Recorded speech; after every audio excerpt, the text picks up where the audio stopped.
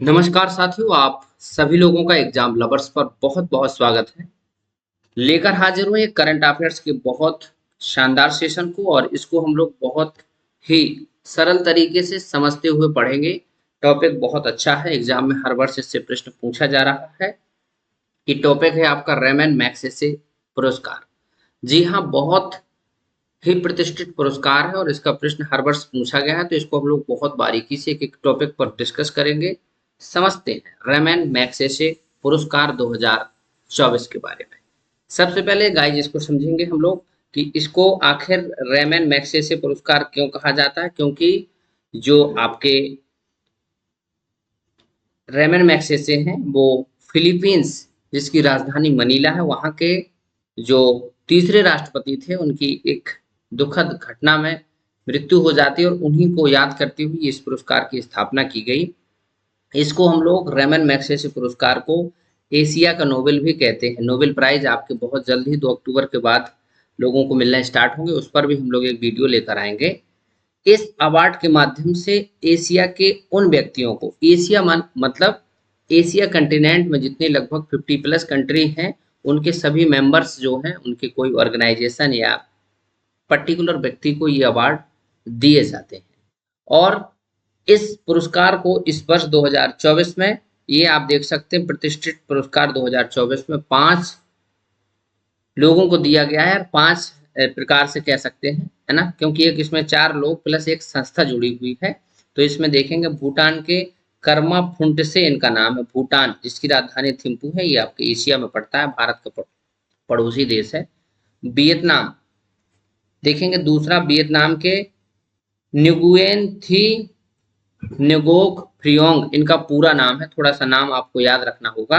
Indonesia, जो कि भारत से ही इंडिया देख नाम समझ में आता है ना, इंडोनेशिया, जिसकी राजधानी जकार्ता, फरबीजा फरहान, ये तीसरे हैं। जापान के हायायो मियाजाकी, ये कार्टूनिस्ट हैं, है ना, बच्चों के लेकर बहुत सारे काम करते हैं और उनको इसके लिए काम के लिए दिया गया है। और एक ऑर्गेनाइजेशन है थाईलैंड का, जो कि ग्रामीण डॉक्टर्स मूवमेंट के नाम से जाना जाता है। वहां पर ग्रामीण स्तर पर थाईलैंड में चिकित्सकीय व्यवस्थाएं उपलब्ध कराता है। यहाँ पर इन 5 लोगों के आप नाम देख सकते हैं। कर्मा फुंटसे, ये आपको यहाँ पर देख रहे होंगे, ये भूटान से हैं। ये आपको वियतनाम से हैं। दूसरे नंबर पर इंडोनेशिया के आप देख सकते हैं, इनका नाम है फरवीजा फरहान, ये आपकी महिला है, आप इंडोनेशिया की देख सकते हैं। और ये रूरल डॉक्टर्स मूवमेंट, ये आपका थाईलैंड का है। इंडोनेशिया का, ये जापान का, यहाँ पर आप देख सकते हैं मियाजाकी हायाओ। ये इनके 5 व्यक्ति हैं जिनको इस वर्ष पुरस्कार दिया गया है। इसमें इस वर्ष भारत का कोई व्यक्ति शामिल नहीं है। ये जरूरी नहीं है कि किसी भी देश का व्यक्ति हर वर्ष शामिल हो, लेकिन व्यक्ति जो भी शामिल होंगे वो एशिया के कोई ऑर्गेनाइजेशन हो सकते हैं या पर्टिकुलर कोई व्यक्ति। ये आप यहाँ पर लोगो देख सकते हैं, इनके नाम पर ये पुरस्कार का लोगो ऐसा रहता है, रेमन मैग्सेसे अवार्ड। अब इसकी थोड़ा सा हम हिस्ट्री जानते हैं। ये रेमन मैग्सेसे पुरस्कार जो फाउंडेशन है वो दिया जाता है फिलीपींस के जो राष्ट्रपति रह चुके हैं रेमन मैग्सेसे, उनकी याद में। इसको देने वाली जो संस्था है वो न्यूयॉर्क की एक संस्था है, उसका नाम है रॉक फेलर ब्रदर्स फंड। इसके ट्रस्टियों द्वारा इसकी स्थापना 1957 में की गई थी। ये आपको याद रखना है, बहुत पूछा गया प्रश्न है। 1957 में, 1957 में इसकी स्थापना की गई। और किसी भी पुरस्कार की जब स्थापना की जाती है तो उसके हो सकता है उसी वर्ष या फिर अगले वर्ष से पुरस्कारों की घोषणा शुरू होती, तो इसके साथ भी ऐसे ही होता है। और 1958 से 1958 से आपको याद रखना है, रेमन मैग्सेसे पुरस्कार देने की घोषणा होती है। ये फाउंडेशन बना था और फिलीपींस की सरकार की सहमति से वहां के इस पुरस्कार को देने की शुरुआत की गई। इसका जो मेन पर्पज होता है कि आम जनता की साहसपूर्ण सेवा करने में, लोकतांत्रिक जो डेमोक्रेटिक कंट्री है, सोसाइटी है, उसको एक व्यवहारिक आदर्श बाध्यता के रूप में पहचान दिलाने में।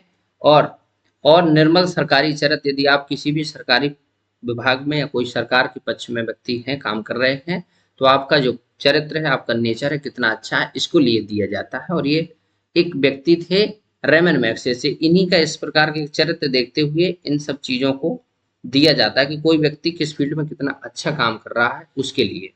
यहाँ पर थोड़ा सा हम लोग देख लेते हैं ये किस फील्ड में दिया जाता है। तो गवर्नमेंट सर्विस यानी सरकारी सेवाओं के लिए बहुत बेहतर पब्लिक सर्विस यानी सामाजिक सेवा, समाज की सेवा जो होती है। कम्युनिटी लीडरशिप यानी कम्युनिटी मतलब सामुदायिक नेतृत्व, कम्युनिटी होती है बहुत सारे लोगों का एक साथ मिला करके काम करना। जर्नलिज्म जैसे बहुत सारे पत्रकार हैं, इनको दिया जाता है लिटरेचर के क्षेत्र में बेहतर काम करने के लिए। और क्रिएटिव कम्युनिकेशन आर्ट्स यानी आपकी जो कला है क्रिएटिव होना चाहिए। और साथ ही साथ जैसे अभी आपको दिखाया ना कि जापान के एक व्यक्ति हैं, उनको दिया गया है क्रिएटिव है ना, उन्होंने एनिमेशन और बहुत सारी चीजों के लिए काम किया है। पीस एंड इंटरनेशनल अंडरस्टैंडिंग यानी शांति और वैश्विक समझ के लिए दिया जाता है। और लास्ट वाला इमरजेंट लीडरशिप, ये लास्ट में जोड़ा गया है। पहले इन 5 फील्ड में दिया जाता था, फिर एक फील्ड लास्ट में जोड़ा गया है। लास्ट वाला ये आपका देख सकते हैं इमरजेंट लीडरशिप यानी उभरता हुआ नेतृत्व। कोई व्यक्ति अपने देश और समाज के लिए कोई बेहतर काम कर रहा है और एक नेतृत्व के रूप में उभर रहा है, तो ये उसके लिए दिया जाता है। तो ओवरऑल 6 फील्ड में समझ गए आप, 6 फील्डों में दिया जाता है। इसको एक बार देख लेते हैं। रेमन मैग्सेसे 1958 से शुरू हुई 1957 में इसकी स्थापना हुई। रॉक फेलर ब्रदर्स फाउंडेशन इसको देता है फिलीपींस की सरकार की सहमति पर।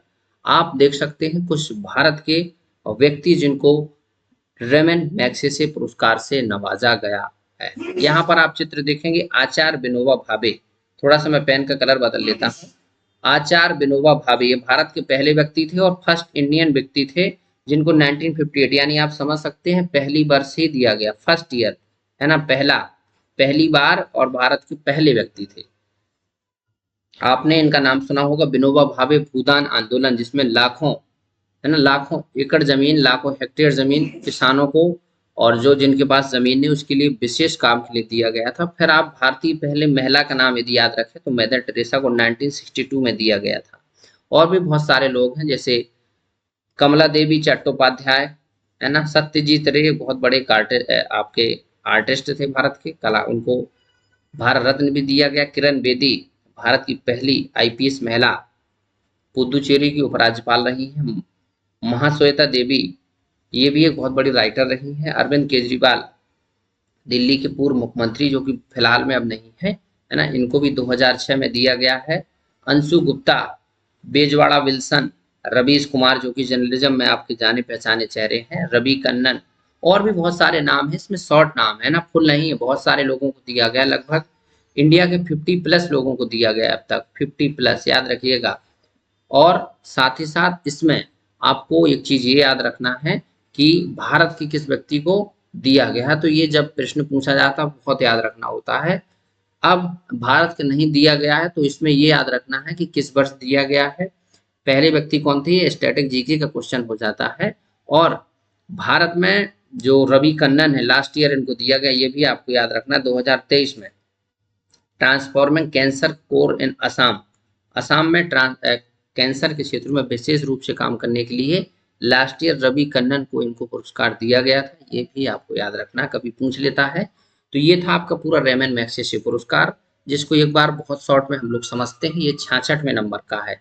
सबसे बड़ी चीज ये होती है कि कोई चीज पढ़े उससे पहले उसको जाने किस नंबर का है, 66 नंबर का। 10 मिनट में हमने समझा। और एशिया का नोबेल इसके दूसरा उपनाम है। 5 व्यक्तियों को दिया गया है, इनके नाम यहाँ पर है। संस्था रॉकफेलर है, 1957 में स्थापित किया गया था। ये इसके 6 फील्ड हैं, public government service, public service, community leadership, journalism, peace and international understanding, emergent leadership. ये भारत के कुछ व्यक्ति विजेता हैं जिनको दिया गया। और भी बहुत सारे लोग हैं जैसे सोनम वांगचुक, भरत मोटवानी, बहुत सारे लोग हैं जिनके नाम अभी इसमें ऐड नहीं है, आप गूगल पर सर्च करके देख सकते हैं। तो ये रहा आज के वीडियो का, और आपको फिर से एक नए करंट अफेयर्स के टॉपिक के साथ हम लोग हाजिर होते हैं। आप लोग जुड़े रहिए एग्जाम लवर्स पर। वीडियो अच्छा लगा हो तो लाइक करिएगा। इस जो वीडियो की पीडीएफ है आपको हमारे टेलीग्राम चैनल पर मिल जाएगी, उसका लिंक आपको वीडियो के डिस्क्रिप्शन में मिलेगा। तो चलिए फिर से मिलते हैं नेक्स्ट सेशन में, तब तक जुड़े रहिए। Thank you so much and bye bye.